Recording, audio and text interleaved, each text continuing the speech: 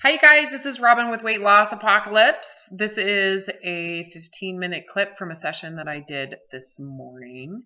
This is a client I started working with in May, and today was our 15th session, and this was significant. In fact, the last couple of sessions, we've really cracked open some of the we've gotten her, I guess you could say, to the foundation of the disorder, her eating disorder. And between our last session and today's session, which was about 2 weeks, it clicked and she's fully recovered. And you can just tell by how we're talking. Like, we're just chit-chatting. There's no real thing I'm helping her with. We're just talking about how weird this space is and how it's so easy, and that your brain chained to the obsessiveness over food, your weight, your need to lose weight, that cage you're stuck in, you can't see out of, how that's just gone. And not only is it just gone, it's like, that's a choice. I'd never go back there. So this whole session there's so many unique little bits and pieces of this session that I certainly appreciate, because once someone's recovered, it's just like we're looking at each other going, yeah, right? Isn't this cool? Oh my God, can you even believe it? Oh my God, look at what that was. Holy shit. Like, it's pretty amazing when you can relate to someone after recovery.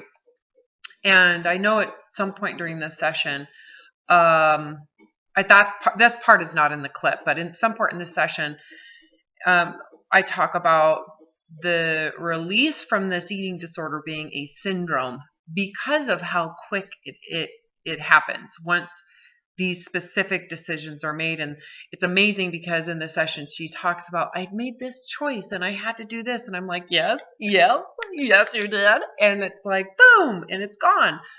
The only way I can describe how it feels is being released from a cult, a horrible, horrible cult that you've grown up in, that you were raised in, that you were abused in, that you've lived in abuse, and you stayed there and you stay there, and you see an opportunity to leave and you leave, and you never look back. You're leaving a lot behind, but you will never look back. And it's almost like, once you've escaped something like that, why would you go back? It's horrible. She came to me suicidal. I mean, this was a radical situation, and it's taken us 15 sessions, which is to me miraculous, because it's really taken her. She had to do this. I couldn't do it for her. So this is a conversation between her and I, talking about recovery, how it feels. I go talk about how I felt, what it was like for me, these certain steps I had to take, and then she talks about what she did and how it felt to her, and we're both sitting there going, I know, how do you do this?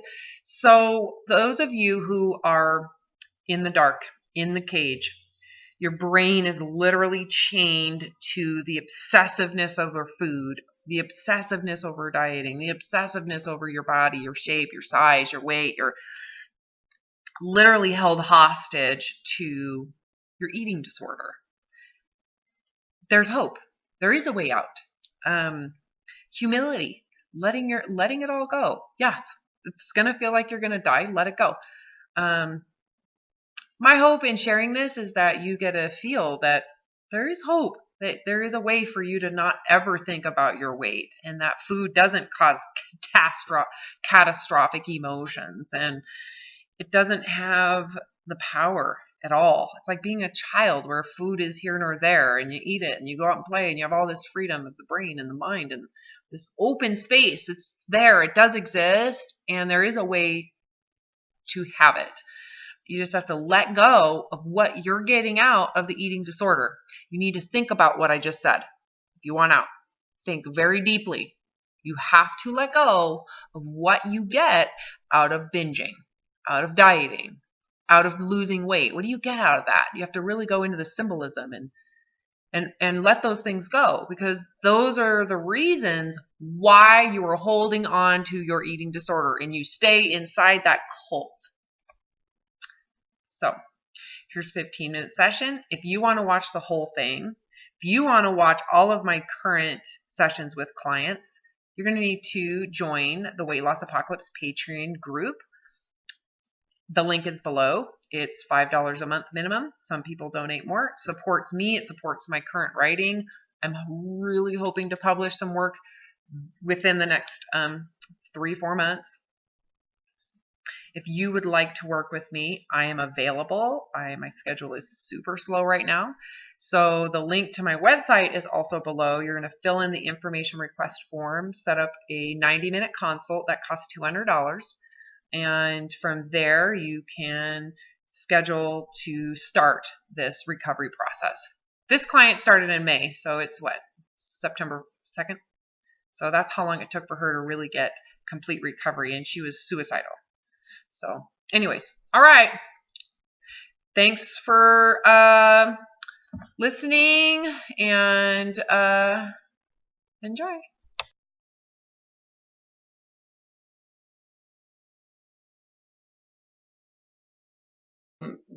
I do feel that there is a sense, and there was in me, and I didn't like the idea of God because it was so conditioned, the concept of God, right? I do remember the feeling of that if there is a God or some master planner of what's going on, I have to allow what that master plan is. I'm not going to sit here and tell it what it should be. I don't know if that helps. I don't know. It really is hard to describe because it's just a feeling. There's a sense. It's like a sense. Yeah. It's an awareness. It's just like, the only thing I could describe it is like the smile in the heart. I know it sounds weird or cheesy, but No, you just get to this place and then you're like, I found whatever it was I was looking for. I found it with nothing. And right, and like and then you've arrived because you start to feel blissful. You like literally light up as a person. You feel alive and everything, and you just know that you know that you know kind of thing that you did it, and the storm passed and everything like that. So I don't know if that's what I equate to as finding, God or something. I'm not sure what the word would be, but for me, it was just allowing it to be. It was always there, right? It's always love there. In the heart that's just there. Yeah, you just never allowed it to. You didn't give it. You didn't even acknowledge it. It had no value to you. It's like all of this. Everything you've experienced has always been there. It's always there. It's always been there. I think it starts around puberty. I don't know, for women and maybe probably boys, where everything starts getting weird, because it seems like when you're, I don't know, maybe not everybody in their childhood, but, when you're a kid and you're just happy and riding your bike and climbing trees and stuff, and you're just... you're just present, right? Everything is what it is. There's no denying it. There's no this or that. There's no state of duality, right? When you're a kid, it's all just is. You're present with everything and allowing it to be. And that changes differently for everybody. Some children are traumatized very young, and they begin to have they go into survival mode and have coping mechanisms and become very positioned because of their own nature to survive. And obviously I think junior high age is when that social construction around are you acceptable or not starts to develop. And not only that, but your sexuality, your body starts changing. And again, when you go into that university, college level where sexuality is very much a huge pressure, there's different stages, but for people, when they come out of survival mode, all of that seems trivial. It's kind of fun. Yeah. Whether you come out of it. I came out of it when I was 19, 20, right? Yeah, that's awesome. In a way, even though it was like short, fast, and intense. Yeah, I was going to say which part. I mean, because I think as you evolve, it was like reincarnating. So whether I Yeah. died and got a new body, or whether I allowed that, spiritual death to occur, and whatever the timing is, to me, I feel fortunate it happened prior to death. Some people have these awarenesses occur as they're dying because they have to surrender their ego. It's like you're dying. What's dying? Is it me, or is it who's dying? What's dying? The body, my soul, the essence. What was I, and what was the truth? And you start to question life, really, in the dying process. So what basically I'm saying is, I didn't actually have to die physically to do it. Right. But I came so close, right? Like I could feel the space very, very, I don't know how to describe it other than a very thin veil of space that I could have just died. Just let go. Yeah. It was really bizarre, or actually very empowering to know it was a choice to stay. I had a choice. Yeah. Anyway, so that's it is a fortune. But everybody, when they get there, that's fortune. It doesn't matter how old you are. Like you are now in a space that you will never forget exists. It can go away as soon as you attach to some luxury or some benefit, right? Right. And be okay with that. That's the other thing. If it does go away, there's more you're not aware of. Right. You want to, I remember thinking this and going, I want to know sooner than later. So if it does happen, I'm going to put myself in so much vulnerability because I want to move forward with this. I want to nip it in the butt. So give me rejection now. I'm not hiding from anything. So it was very aggressive for me. I don't know if that's the right word, but it was radical truth. Because in the radical truth, I am facing all of my vulnerabilities now. Not only in my mind through the idea that I could be dismembered, die in a bomb, lose my eyesight, all that physical stuff. It's like if someone's going to reject me, I'm going to put myself in the present truth and allow it to happen now. I'm not going to pretend and then hope they don't find out who I am later. I'm going to let them know right now I'm weird. I'm probably on the spectrum somewhere. I'm dumb. I'm wrong. I don't know what I'm talking about because it's all true in some form or another. So I'm just going to live in that space. It's like living in rejection. Do it now. I'm okay with it. Right. So as soon as I'm not okay with it, right? As soon as I'm not okay with a bad review, with a client thinking I suck, I now go back down. No one is immune to that risk because we have our animal brain. We cannot remove it. It's just a matter of learning to practice humility all the time. Every time, all the time. Practice it. Even in the moment you want to kill someone because that animal brain says you're wrong, I'm right. Practice the humility as it arises. That person cut me off. That person cut me off in the car. I'm gonna freaking honk my horn at them. Assholes! Laugh at that, right? Yeah. Humility. Yes. You live in it. It's like I used to call it, or I still call it, I live in a bubble of reality. Here's the truth. It's in my space, in my bubble of truth. As things come in that are not true, I laugh at them and let them pass. I don't hold on to it. Even if there's a benefit. Even if the benefit is I could make more money. I could have more followers. I'd rather lose the money and lose the followers and have my freedom. You just, as it arises, you surrender it. So it's basically doing what you did live.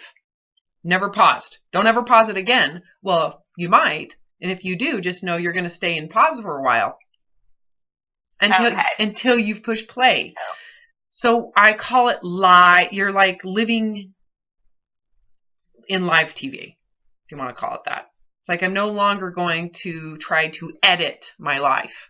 Pause. Let's cut that out. Move it forward. Because that's where you get stuck. It's like now you're paralyzed. Now your progress is done. It's stopped because you're living You're trying to create an alternative to the truth. Yeah. So in a way, that's one way to describe where you're at. You're living live. You're on play right now. It's played. Play. It's going.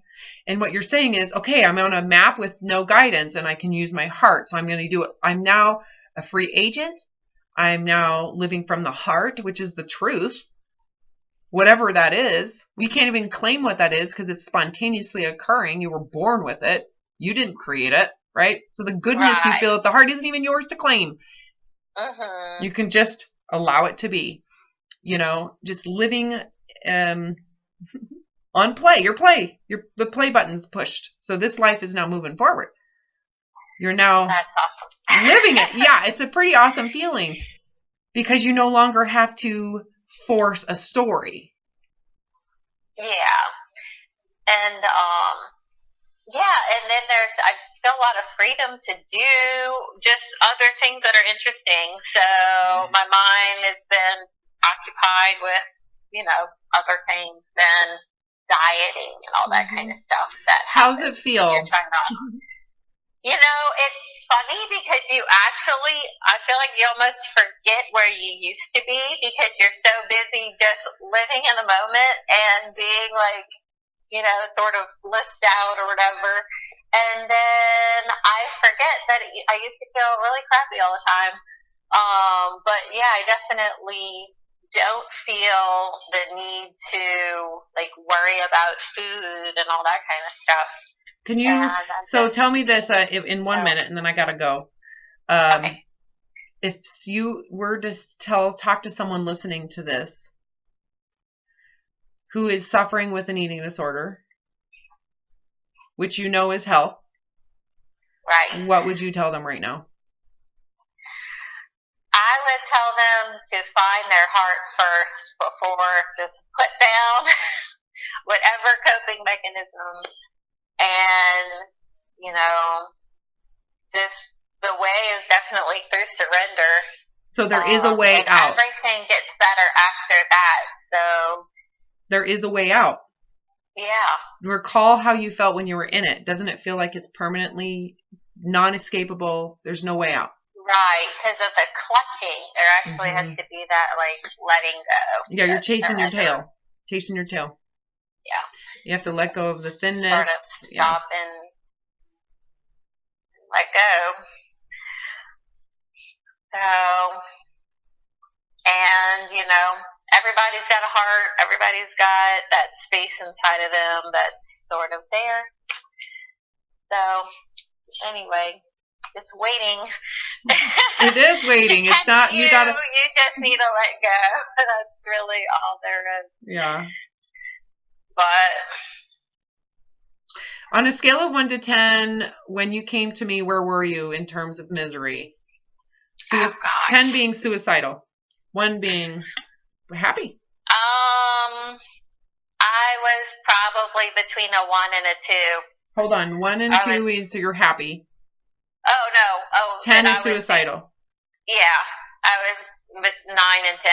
Between 9 and 10, I was low. Would you say you were hopeless? Yes. Yeah, I was desperate. And hopeless and, didn't know where. It seemed like I was at the end. Where would you say you are today? It's like found the door and in a whole new reality. Just a whole new space. You didn't even know existed. Yeah. It's infinite, potential, I suppose, but it's just wonderful. And no one should shortchange themselves from having that experience to try to stay in a box. That would be so. We did. This is our 15th hour of work since we started. Wow. Yeah. Yeah. Yep. All right, I gotta go. Awesome. I will upload this and get it back to you. Okay. Oh, I'm so excited.